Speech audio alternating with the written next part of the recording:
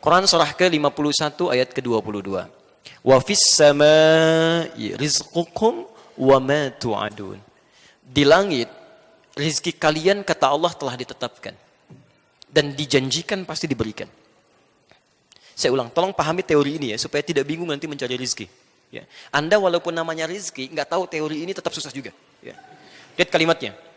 Kata Allah, wa fis samaa'i, dan di langit itu rizqukum, setiap Anda telah ditetapkan rezekinya.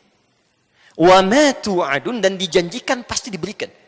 Jadi demi Allah saya katakan, tidak ada manusia yang hidup tidak diberikan rezeki oleh Allah. Pasti ada rezekinya. Saya ulang, pasti ada rezekinya. Ya. Turunkan. Bagaimana cara kita mendapatkan apa yang dijanjikan itu? Sekarang rezekinya ada di mana? Di langit. Kita hidup di mana? Di bumi. Ya Allah, rezekinya di langit, sedangkan kami di bumi. Bagaimana cara mendapatkannya? Diturunkan kemudian Quran surah kedua Al-Baqarah ayat ke-29. Posisi paling kanan sebelah bawah. Lihat kalimatnya. Huwallazi khalaqa lakum ma fil ardi jami'an. Ya.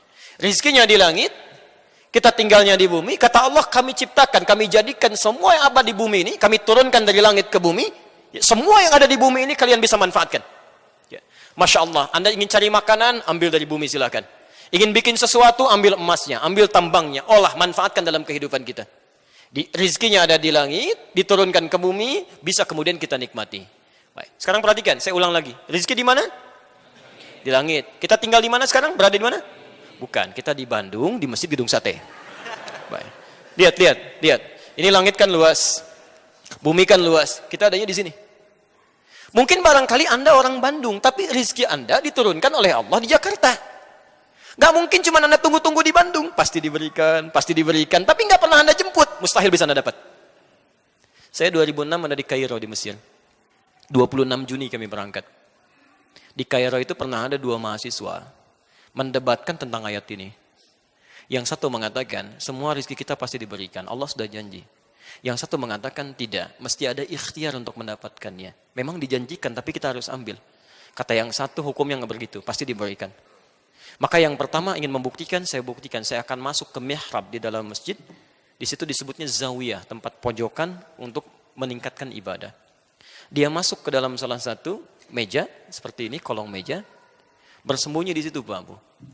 Di masjid itu, kadar Allah, suka ada muhsinin, donatur memberikan makanan untuk yang itikaf. Hari pertama diberikan, karena dia mengunci di dalam meja, dia nggak dapat. Yang lain dapat. Hari kedua diberikan, dia nggak dapat. Yang lain dapat. Hari ketiga, agak sedikit yang itikaf diberikan, dia nggak dapat, yang lain dapat. Kata muhsin ini, dia berkata, hal min akhir, ada yang lain nggak? Kata petugasnya, petugas masjid, la mafish, tidak ada. Tapi bantakil jami akhir, saya pindah ke masjid yang lainnya. Karena yang sembunyi ini sudah 3 hari mulai lapar. Agak kesulitan, mulai dia kasih kode. Gitu ya.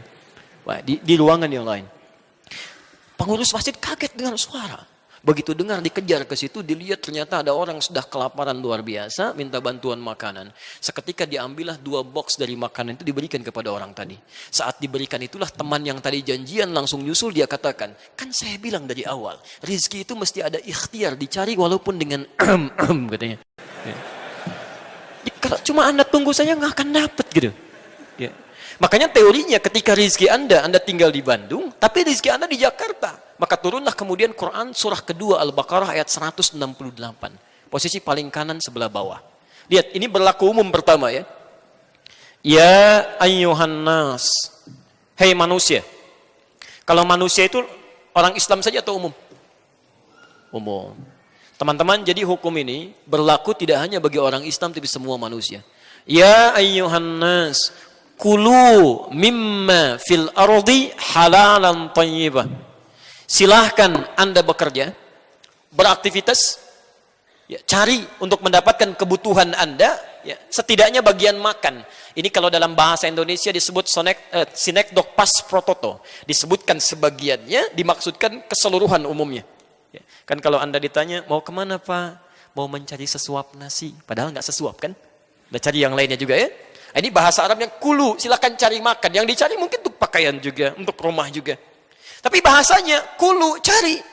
Ya. Jadi rizki itu tidak cukup didiamkan saja. Allah janjikan untuk diberikan, tapi perjanjian ini berkolaborasi dan equal, ya, bersamaan, bersanding dengan apa? Dengan ikhtiar.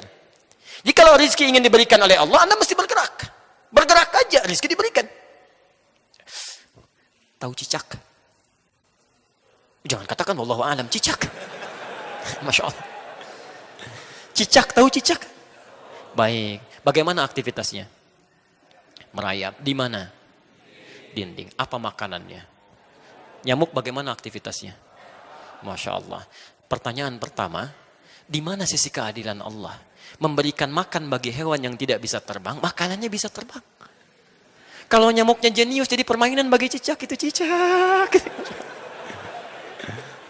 Coba silahkan cek itu. Tapi perhatikan bagaimana Allah mengatur sistem kehidupan di sini. Asal cicak mau bergerak saja, rizkinya didatangkan. Orang tua kita cuma membuat lirik yang sangat indah, memberikan pelajaran besar di sana. Lihat kalimatnya, cicak-cicak diam-diam. Masya Allah, yang Allah minta pada cicak cuma merayap, sekalipun diam-diam. Yang penting kamu merayap, mau cepat mau diam-diam, yang penting kamu merayap. Ketika hewan ini mau merayap, sekalipun diam-diam, selanjutnya apa? Datang seekor nyamuk. Bukan cicak yang mendatangi nyamuk, nyamuknya yang mendatangi cicak. Siapa yang mendatangkan nyamuk pada cicak? Allah. Kalau cicaknya tidak merayap, mustahil nyamuknya datang. Cuman diam-diam. Selanjutnya apa? Silahkan tuh. Masya Allah. Ya. Jadi yang dituntut oleh Allah itu sederhana. Anda bergerak, Anda dapat. Cicak saja, hewan yang tidak dihisab. Hanya sebatas hewan, tidak punya akal, tidak punya sifat takwa. Rizkinya ada, apalagi Anda yang dihisab.